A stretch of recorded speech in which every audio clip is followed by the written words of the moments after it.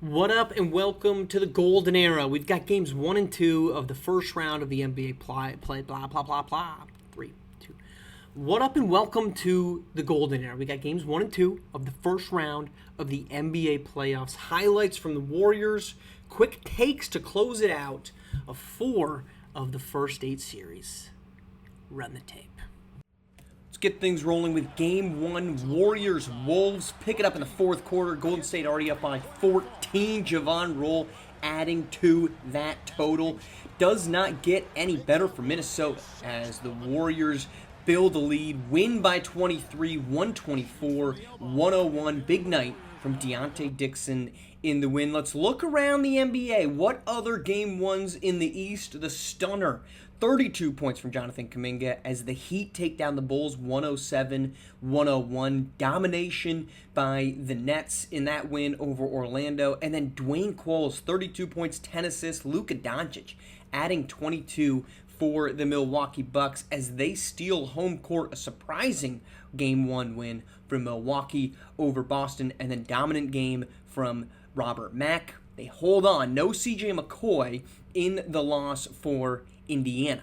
Pick it up to the Western Conference. The Rockets, surprising losers in Game 1 themselves, as the Kings get a 129-119 win. But perhaps the most surprising win, that would be the Venom. 122-120 over number 2 seeded Seattle. The Venom have been red hot. They continue to be red hot after taking down the Lakers to get the 7th seed. No defense to be found in this one. Two teams with great defenses. That doesn't happen. And then how about another stunner? A lot of stunners here. It's the Thunder beating up on the Suns, 107-94. Big night from Tobias Bell. Nojas Sosnowskis adds 23 himself. And the Thunder have taken home court advantage there against Phoenix. Let's get to some Game 2 action. Warriors-Wolves again. Let's start this thing off in the first quarter. Javon Roll, guarded by Abizojale. Step back jumper, gets it to go. And we've got an early hot streak warning for Roll. Going at the potential MVP. Next time down, 2 more points. Fast forward. Late first quarter, Warriors on top by 1. The steal from Pack, the give, and the dime there for Dele Baggers. 4-point lead. Here come the Wolves. Shamar Poole, pull-up, Jummy. Good. That's not a Jummy, it's a Jimmy. And the game is a 2-point affair. Here comes Deontay Dixon. Who can stop that man downhill? It certainly is not going to be Shamar Poole. 3-point game, double that up. Javon Roll, good first half, keeps things rolling. 8-point advantage, 10 minutes left. Shamar Poole trying to keep Minnesota in this thing. If you're relying on Shamar Poole, as Darian Hairston pump fake, finds Poole again, the triple, it's not necessarily a good sign. 7-point game, things get worse for Minnesota. Malcolm Knight goes down here, gripping at his shoulder. We get a replay look at this one. It is Jonte Taylor who shoves Malcolm Knight there. Not very happy are Minnesota, and this could be dangerous, not only for the game, but for the series. Minnesota trying to answer. Foul called here on Deontay Dixon. Chris Adams, not a fan of the call. He is going to challenge this.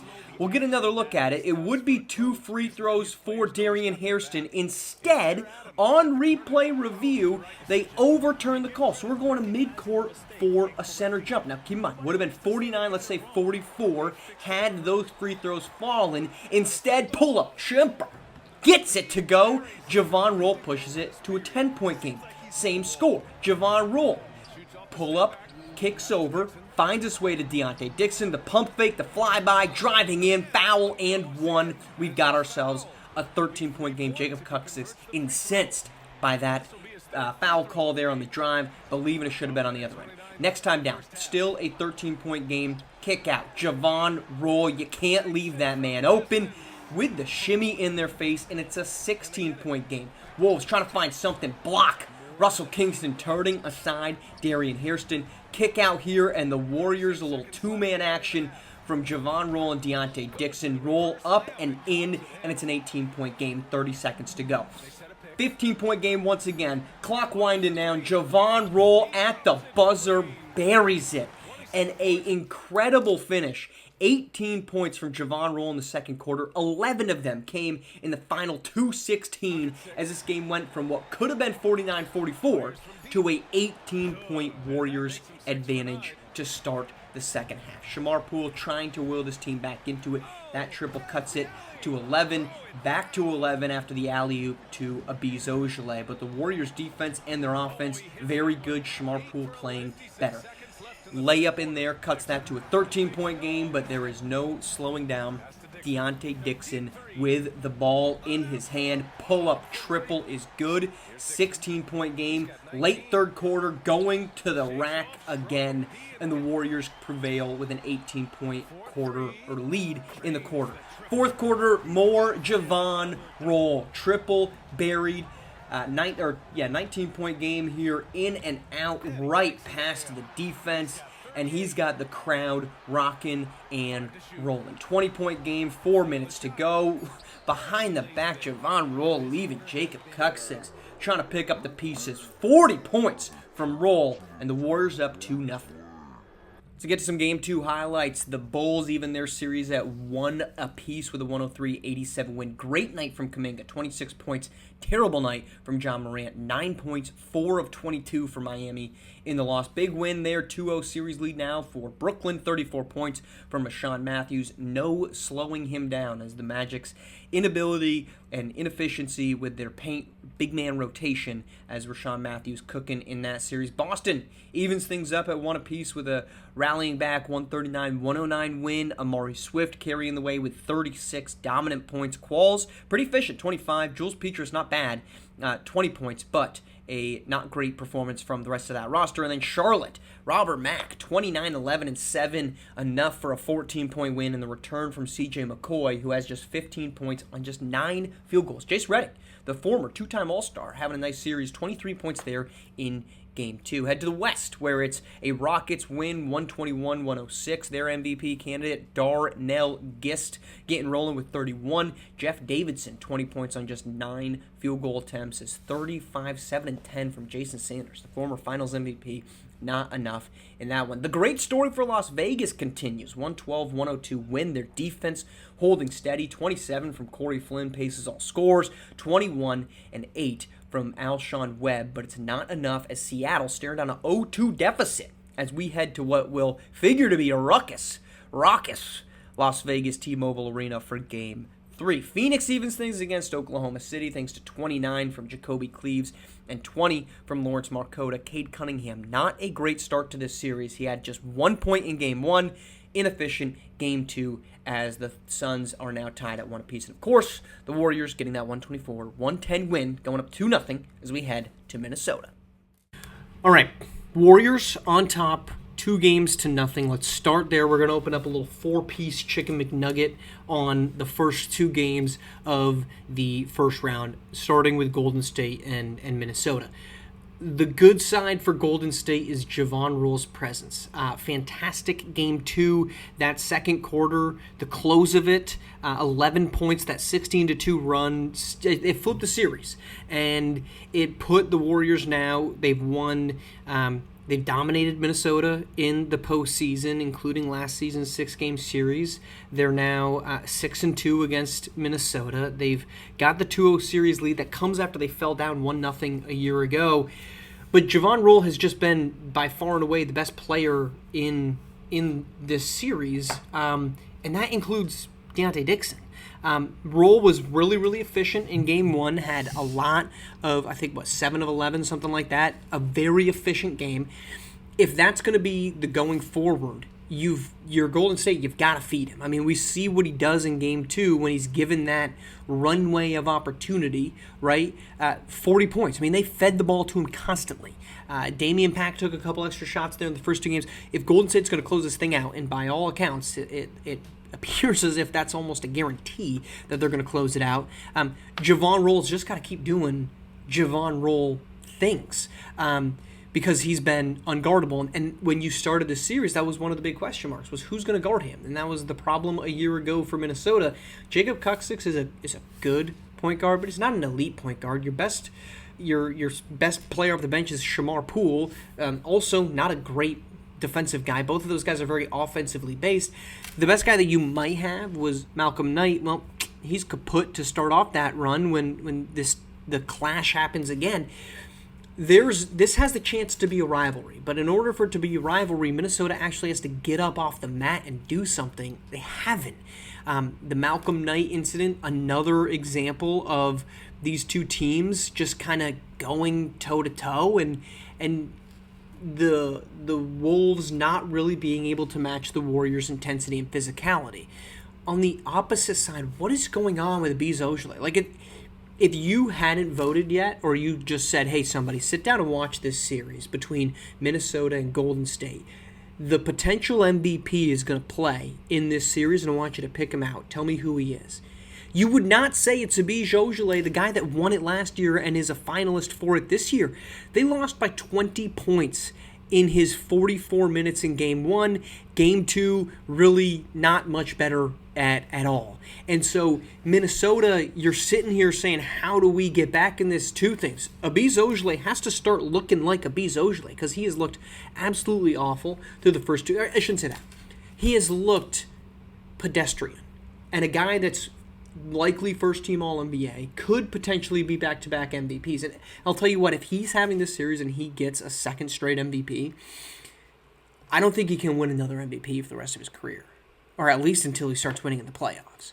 Because you're going to get voters looking at it and say, this is who we've been bamboozled by for the last 2 years, a guy that loses in the first round. He's not winning another MVP if he doesn't get it done here.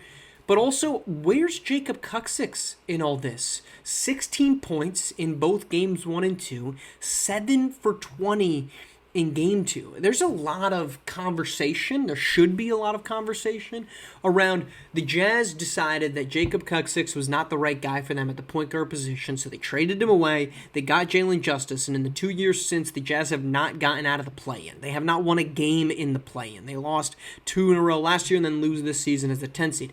Meanwhile, Jacob Kuksix, the guy they kicked off to the curb, has gone to Minnesota. He's been the, I would say, third best player for the Timberwolves over the last 2 years, a team that a year ago was the 4 seed and this year is the 5 seed. Who was the better option, right? Who had the better outcome? What X had the better future? Obviously, it's Jacob Kuksix. However, the Minnesota Timberwolves are paying him $48 million in the first year of a 4-year deal.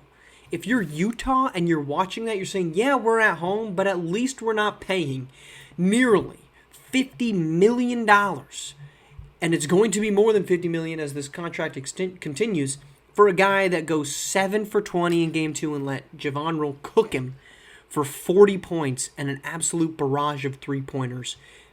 Minnesota, red flags are flying. This series has not played a single game in Minnesota. I don't like when people say series are over when both teams haven't had a chance to play at home, but we will need we will need a Dr. Jekyll and Mr. Hyde Minnesota in the next 2 games for this series to have a chance of continuing. Let's go the other 3, and there's some pretty notable things. Let's start with the Sonics and the Venom. Hello, Las Vegas. How you doing? 2-0 in this series, a pair of road wins. Both of them kind of surprising. The first one you win in a shootout. We came into this series saying, get ready for defense. We saw none of it as Las Vegas won 122-120. And then Game 2, an absolute defensive lockdown, 112-102 for the Venom. This has been the best story. And I do not know that there's been a better story in the NBA. And I saw it written, I think it was on The Ringer, about this is the best Venom, this best story the Venom are since the 2029 Houston Rockets, which was 7 years ago now. That was a Rockets team that you would remember went through a number of elite teams. They took out a New Orleans Pelicans team in the conference finals that had made 5 straight Western Conference Finals, including winning an NBA championship with Zion Williamson and De'Aaron Fox. They took out a Golden State Warriors team. They just overpowered Golden State in that series, and I think the first round was Oklahoma City. That's the best story that we have seen in the NBA until now. Las Vegas, who had 13 wins on January 11th. 13. You'll hear it a lot. I will say it a lot because it's unbelievable what they've done since then. They're now halfway home to a first-round upset as the 7th seed after just picking apart the Los Angeles Lakers in the play-in. Their defense is awesome. Their defense is fantastic. Their offense is getting some timely notes. This is an offense that prior to January 11th, they had just 6 games where they scored 112 points or more. They've now scored a third of that in 2 playoff games. In the regular season, they did it 19 times, including 14 from March 14th on. So their offense has suddenly revitalized without having a superstar. But if you're going to be the glass half empty guy, the Sonics are going to look and say, this is why you don't give all that money to all the guys you did, right? They gave a huge contract extension to Donnell Everett, to Mao Chung Lu, and I think it was, I want to say it was Lamar Gibbs might have gotten an extension. I can't remember the third guy, but they gave out Nicholas Cherry, I think, got the third extension. But where's the production, right? Alshon Webb's awesome. Alshon Webb is a fantastic. He's an elite point guard, but he can't shoot. And the rest of this team is just big, bruising, physical defenders, except they're kind of just getting out-bruised and defended by Las Vegas. What is happening in Seattle? If you're a detractor for this team, a team that, by the way, has won 60 straight games. 60 straight games, we're talking different. They've won 60 games in 2 straight seasons. And they can't get out of the first round now. They're halfway down to Las Vegas. And a year ago, they really struggled against Phoenix before getting bounced by Golden State in the conference semis. I don't know that the Sonics are going to be in panic mode, but you're going to have some people asking, should we be in panic mode? And down 2-0, I think you should be. All right, let's go Heat Bulls. This is my second favorite story of the postseason because we've got it's not a vampire Jonathan Kuminga. It's a Goonies Never Say Die Jonathan Kuminga, because he is refusing to accept his fate as a 33-year-old past his prime forward. First, he drops 37 on Game 82 against the Los Angeles Lakers in a road game that Miami doesn't care about. There's no impact if they win that game. They were locked into number 8. They knew they were playing either Milwaukee or Orlando. They said, screw it, we're going for it. It sends the Lakers out of the 6th seed, which they would have been because the Thunder lost, into the play-in where they lost twice in a row. So first he says, Los Angeles Lakers, have a good one, deal with the play-in. Then he goes into the play-in, has a great game against the Orlando Magic, then cooks in the second play-in game against a Toronto team that was kind of like, should we even be here? He says, absolutely not. You guys shouldn't be here. Just get out of the way. I'm just going to go off and have a nice little 25, 7, and 10 to get myself into the postseason. And then through the first 2 games of this postseason series against the Heat, he's just been awesome. Game 1, cooks them for 32 points. Game 2, he also has a pretty good one. They obviously lose in that one, but I don't even care because the fact that this team is relevant is fantastic. He has been awesome. He has been fantastic. He has been not the best player in the first round because that's probably Javon Roll, probably Robert Mack has been better, Jalen Justice, Dwayne Qualls have each had great series. But the fact that the Heat are sitting here up 1-0, looking around saying every single one of y'all thought that our decision to go all in on Jonathan Kuminga, John Morant, and Cameron Sullivan was stupid. We barely won more games. I don't know if they won more games than they did last year. Pretty much won the same exact number of games. Ended up in the same exact situation in the 8th seed. Lost to the same exact team in the Orlando Magic in the first round of the play-in. And then had to win their way in just to get the same exact team that they played a year ago. And we're sitting here saying, man, it's Groundhog Day. It's deja vu. This is the definition, Miami, of insanity. You guys are doing the literal same thing again as last year, expecting a different result. Except Jonathan Kuminga's freaking awesome, okay? He has been... You want to talk about a guy... I don't want to say past his prime because clearly he's playing like peak prime Jonathan Kuminga. Last summer, every single person... Maybe not every single. A lot of people are looking around the NBA saying, Jonathan Kuminga, you're freaking out about being no longer the number 1/2 option with Javon Roll and Deontay Dixon. You've won 8 NBA championships with the Golden State Warriors. If you are okay with this, just stick around, man. Like, you're going to get probably a 9th, at least a 9th, maybe even a 10th championship. But he's sitting there saying, I don't want that. I want to be the number 1 guy. Get me the hell out of here. And they do. They trade him to Miami. And people are saying, whatever, like, it'll be fun having, like, a play-in game from you. He's doing more than that. And the Miami Heat are sitting 1-1 headed home. Do I think the Bulls are going to win the series? I do. Do I think Miami has a chance? I don't. But Jonathan Kuminga, Goonies Never Say Die. My man Jonathan Kuminga's still cooking. And then the last little piece of this 4-piece chicken McNugget, it's the Suns and the Thunder because It's not where's Waldo's, where's Cade Cunningham? Game 1, 1 point. 1 point. 0 for 13 shooting, 1 for 2 from the free throw line. He couldn't even hit 100% of the shots that are supposed to be free. 1 point, and then in game 2, he has 14. You say, hey, nice. 6 of 18 shooting. He's 6 for 35 through the first 2 games of the series, and the Thunder are somehow, well, I shouldn't say the Thunder are, the Suns are sitting here tied at 1 going to Oklahoma City. Now, Oklahoma City is probably a team that deserves quite a bit more respect than we're given them. And even in this, they're tied at 1 in a series where they stumbled down the stretch because Tobias Bell was injured. We're not even talking about Oklahoma City being relevant. But give me a second, if you will. If you date back more than a decade, back to the 2024-2025 season, that was the first year that Oklahoma City, you could probably go back a year before that when they were the number 6 seed, made it to the conference semifinals. These are the years they've had. 65 wins. They lose in the first round. That was when the first 3 years of this run is when the NBA still had 5 games in the first round of the playoffs. 65 wins, 50 wins, 51 wins. 60 wins, they make it to the NBA Finals, lose to John Morant and the Memphis Grizzlies. 40 and 42, but they make the playoffs as the 8 seed. Make it to the conference semifinals because they upset Dallas. Again, 5-game series there.